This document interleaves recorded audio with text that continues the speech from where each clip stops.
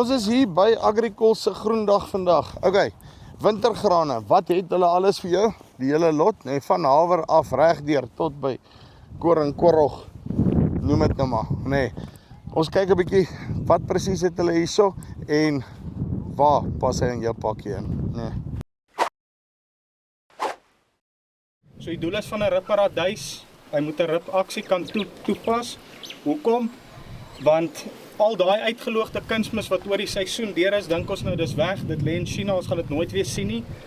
Ripparadys het die vermoë om al daai uitgeloogde kunsmis, daai nutriënte te gaan optrek, hy stoor dit in die knol, so daardie toepknol begin afvrek, dan stel hy dit weer, stel hy al die nutriënte weer vry in die primêre wortelsone, en dan gaan ons na die Japaneese radys toe, nooit gedag, ek dink meeste van julle ken nooit gedag. So, ons praat ook van die rugbybal radys. Nooit gedag seker die gewildste knolgewas wat in Suid-Afrika geplant word, om een rede, hy is geteel in Suid-Afrika vir Suid-Afrikaanse toestande, kan droogte baie goed hanteer. Ons het al gehoor ouens onder besproeiing wat hom plant en hulle oes hom met die hand en dan maal hom fyn vir rantsoene, wat tot en met 300 ton per hektaar op hom afkry. Dit is nou tesame met blaar en knolmassa. So ja, definitief die gewildste gewas hier tussen al die knolgewasse van ons. So ja, meeste van die ouens wat 'n knolgewas soek, hy weet dalk eers 'n knolgewas, maar hy sê hy soek 'n Japaneese radys, 'n Jap radish. Dan gaan ons hier agter, het ons Polyersis. Polyersis is 'n voerbeet, blare gewys, is dit seker die smaaklikste van al die knolgewasse. So baie spinasieagtige blaar, lekker sag, baie goeie voeding. En tussen al hierdie gewasse, knolgewasse, is dit seker ook een wat die meeste brakverdraagsaam is. So hy doen baie goed op brakgronde, maar een groot nadeel van hom, hy is hardskalig. Hy sukkel om te vestig, jy moet maar jou stand lig.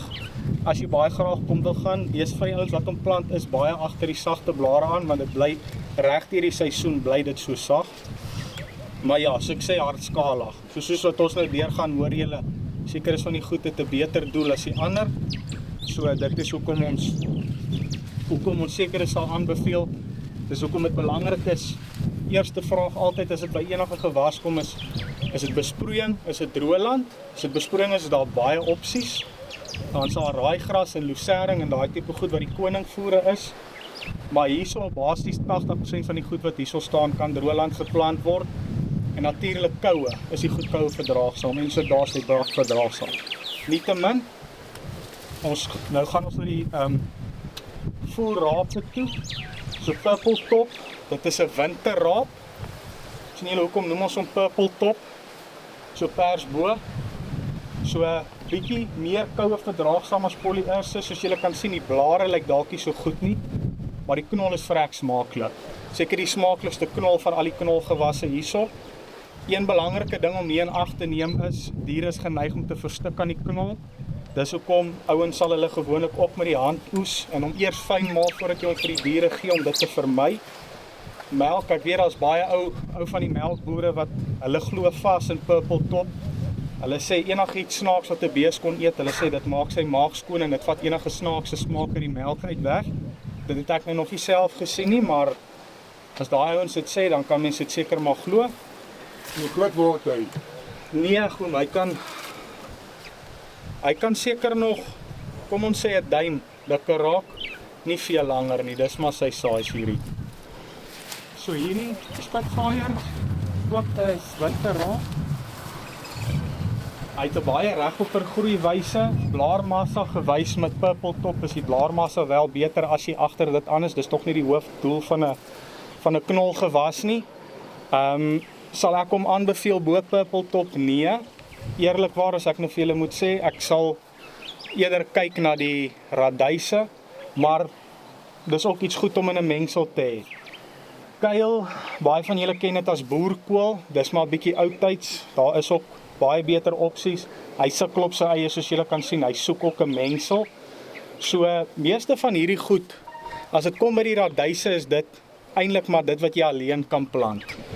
Saam met die voerbeet ook, maar as dit kom by die rape, dit is maar goed wat 'n mengsel soek, jy wil hom nie alleen plant nie. Almal se voedingswaarde per ton is redelik dieselfde as dit nou gaan oor proteïeninhoud en suikers. En dan die laaste by die knolgewas is hier agter julle greencloud. Hy is 'n somerraap, 'n summer turnip. Maar wat hy nou weer sy claim to fame is, hoekom hy somerraap is hy gaan vir jou in die doodmaak maande gaan hy vir jou voorsien. Dit hierso einde winter, vroeë lente, wanneer jy iets kort is, wanneer hy op sy beste gaan wees, waar hierdie ander gaan nie meer in die game wees nie. So sien julle wat ek sê van, dit hang af wat is jou doel, wanneer soek jy kos, hoe lyk jou grond, dan begin jy die boksies tik, wat se gewas gaan die beste vir jou werk tussen hulle almal.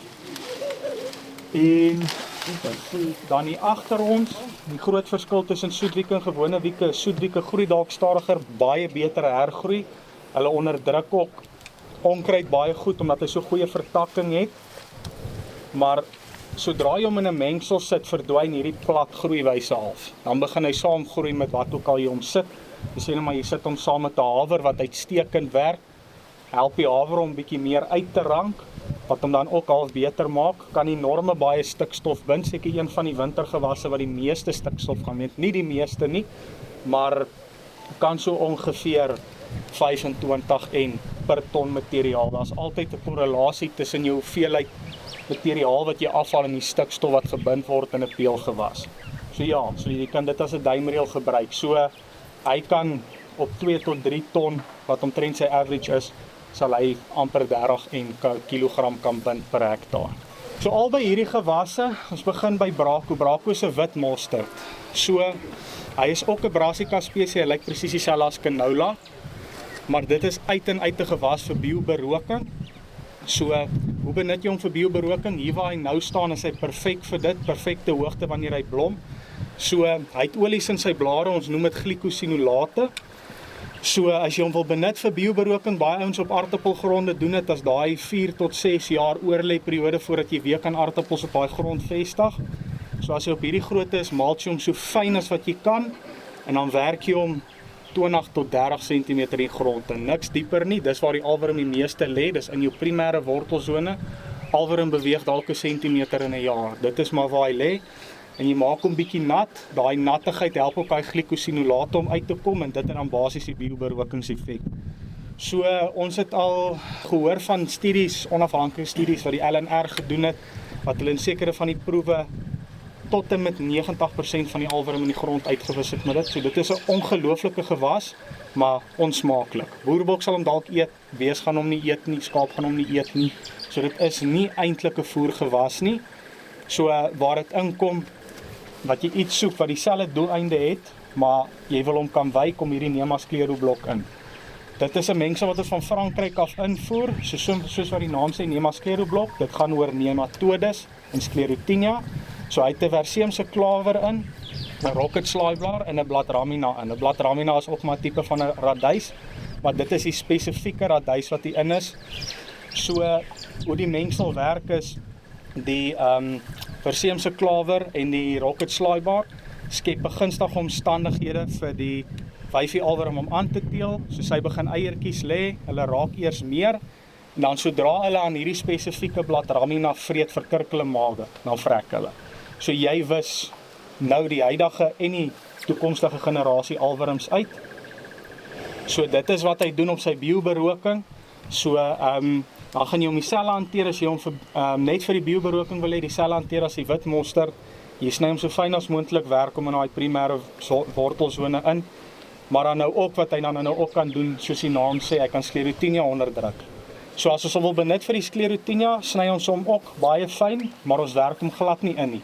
Ons los hom, hy lê bo op die grond, hy skep 'n mikroklimaat tussen die organiese materiaal in die grond, en dit begin die sklerotums onderdruk, wat Sclerotinia veroorsaak. So dis 'n ongelooflike mengsel, dalk nie die goedkoopste ding nie, maar ja, nog nooit negatiewe terugvoering van dit gekry nie. Ek is 'n baie groot voorstander van hierdie organiese maniere om slegte nematodes en swam en so te onderdruk. Dit is die way to go vir die toekoms. As mens nie heeltyd wil, chemie het natuurlik ook sy plek, maar tot op 'n punt. Is 'n pink Ceradella, ongelooflike smaaklike gewas, baie sagte blaartjies, baie goeie koue verdraagsaamheid. Ouens in die Oos-Vrystaat is baie lief vir dit. So uit al hierdie gewasse is dit uit en uit die gewas wat die meeste stikstof per ton kan bind. So hy kan oor die 50 kg stikstof per ton bind, maar sy groot probleem is waar dit weer nou inkom is hy's opbrengsbestand. Hy lewer nie ongelooflik goeie opbrengs nie en hy kan ook nie kompetisie so baie goed hanteer nie, maar ongelooflike gewas om te kan oorweeg as jy 'n bietjie van dit wil aanplant. En dan laastens by my deel is Solla. Dis 'n meerjarige peulgewas, baie gewild in Europa, ons voer hom ook in, maar ontsettend duur, 'n verskriklike duur ding om aan te plant, maar voedingswaarde ongelooflik. In Italië is dit die tweede meeste voer wat aangeplant word buite nou lucering. Bind ook lekker baie stikstof, kan braaktoestande ook baie goed hanteer, so gronde met lae pH, ook gronde wat bietjie swaarder is, baie goed hanteer. Soos jy ook sien, is ook baie amper 'n lucering-agtige gewas. So ja, hy's baie wonderlik, baie smaaklik, maak baie diep penwortel. Het al gehoor iets van tot 2 meter wat die penwortel kan in die grond en penetreer, so hy's lekker stewig. Maar ja, dit is maar 'n bietjie 'n duur opsie, maar meeste van hierdie goed wat julle hier sien, maar die peulgewasse is eintlik die beste is wen dit in 'n mengsel aan. So saam met jou hawers, enige klein grane, koorrog, stoerrog, haver is waar dit die beste werk. Wen dit in 'n mengsel aan, jy die best of both worlds. Dit is waar jy die beste nut uit hierdie goed uit gaan kry as wat jy dit alleen plant.